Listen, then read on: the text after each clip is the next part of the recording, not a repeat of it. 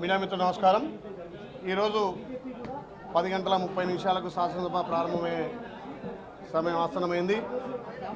గౌరవ ముఖ్యమంత్రి రేవంత్ రెడ్డి గారి నేతృత్వంలో ఈ 2 సంవత్సరాలు ప్రజాపాలన ద్వారా ప్రజలకు సంక్షేమం ఒకవైపు, అభివృద్ధి ఒకవైపు ప్రజాపాలన ద్వారా నిర్వహిస్తుంటే, మరి గత 10 ఏళ్లుగా ధనిక రాష్ట్రంలో గత ముఖ్యమంత్రి కేసీఆర్ గారి, హరీష్ రావు గారి, కేటీఆర్ గారి చేయలేని పనులు ఇవాళ అప్పుల తెలంగాణలో గౌరవ ముఖ్యమంత్రి రేవంత్ రెడ్డి గారు ప్రజాపాలన ద్వారా ఇందిరమ్మ ఇల్లు, రైతు రుణమాఫీ, రైతు భరోసా, రైతులకు ఇన్సూరెన్స్ సబ్సిడీ, మహిళలకు వడ్డీ లేని వాళ్ళు ఒకవైపు సంక్షేమం, ఒకవైపు అభివృద్ధి అందిస్తుంటే, మరి 2 ఏళ్ళు తెలంగాణ రాష్ట్రంలో ప్రతిపక్ష హోదా నిర్వహించలేని కేసీఆర్ ఏదో ఇయ్యాల బయటకు వచ్చి, నేను ఫామ్ హౌస్ నుంచి బయటకు వచ్చి కారెక్కి వస్తుండు కేసీఆర్, అసెంబ్లీకి వస్తుండని చెప్పి టీఆర్ఎస్ నాయకులు గగ్గోలు పెడుతున్నారు, ఏదో ఆదరబాదర చేస్తున్నారు.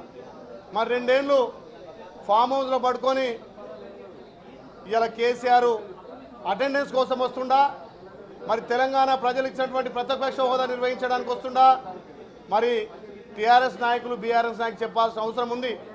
2 సంవత్సరాలుగా సుమారు 24 మాసాల్లో ఎన్నోసార్లు అసెంబ్లీ అయితే మరి ప్రజల పక్షాన ప్రతిపక్ష నాయకుడుగా మాట్లాడాల్సిన అవసరం ఇలా ప్రభుత్వాన్ని సూచన సలహాలు ఇచ్చి మరి మేము చేస్తున్న అభివృద్ధికి సహకరించకపోగా నిన్న మొన్న బయటికి వెళ్ళి తాటా తీస్తా, తోలు తీస్తా అని చెప్పి వ్యంగ్యంగా మాట్లాడుతున్నటువంటి కేసీఆర్ మరి గత ధనిక రాష్ట్రానికి ముఖ్యమంత్రిగా ఈ రాష్ట్రాన్ని జలదోపిడీ చేసి, ధనదోపిడీ చేసి మరి ఇవాళ ఫామ్ హౌస్ బయటకు వెళ్ళి నేనేదో చేస్తా అంటున్నాడు.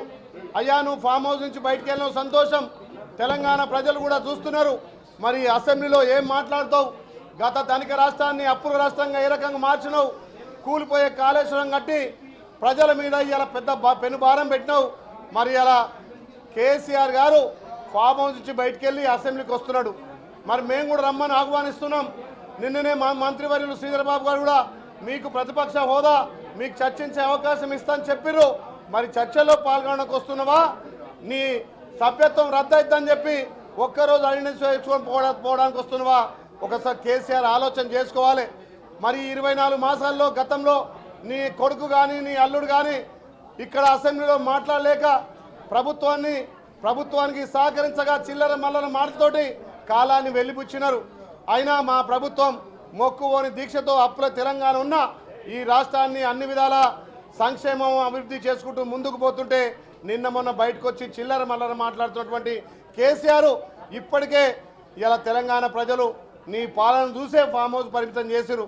మరి ఇలా చర్చలకు సిద్ధమొచ్చి మరి చర్చలు మాట్లాడాలి. ఇలా పాలమూరు రంగారెడ్డి గురించి ముసలి కన్నీరు కాస్తున్నావు. 10 ఏళ్ళుగా పాలమూరు రంగారెడ్డి ఎత్తిపోతలను పట్టుకుచ్చుకోలే, కనీసం ఎస్ఎల్బీసీ ఊసెత్తలే. ఇలా గ్రావిడ్ ద్వారా వచ్చే నీళ్ళం కూడా తేలేకపోయి విఫలమైనటువంటి కేసీఆర్ని కదా ఇలా ఫామ్ హౌస్కు పంపింది. ఇలా నల్లగొండ ఉసురు ముట్టే మీరు ఫామ్ హౌస్కు పరిమితమైరు. అయినా మీ వక్రబుద్ధి మారలే. మరి 2 ఏళ్ల తర్వాత నేను ఫామ్ హౌస్కి వస్తా అంటున్నావు. పాలమూరు రంగారెడ్డి కానీ, ఎత్తిపోతలు కానీ, ఎస్ఎల్బీసీ కానీ, మీరు అప్పుడు పెట్టినటువంటి 299 టీఎంసీలు మాకు చాలని చెప్పి నువ్వు సంతకాలు పెట్టిన పేపర్లు కూడా ఇలా చర్చకు సిద్ధమంటున్నాం. అందుకే కేసీఆర్ గారు ఈ ఒక్కరోజు మొక్కువడిగా వచ్చేది కాదు, మీరు తప్పకుండా చర్చల్లో పాల్గొనాలి. మా గౌరవ ముఖ్యమంత్రి, అదేవిధంగా ఇరిగేషన్ శాఖ మార్చులు పవర్ ప్రాజెక్టు కూడా ఇలా వాటర్ మీద పెట్టడానికి సిద్ధంగా ఉన్నారు. మీ 10 ఏళ్ల పాలనకు, మా 2 ఏళ్ల ప్రజాప్రభుత్వానికి ఇలా మీరు చర్చలకు సిద్ధంగా అండి.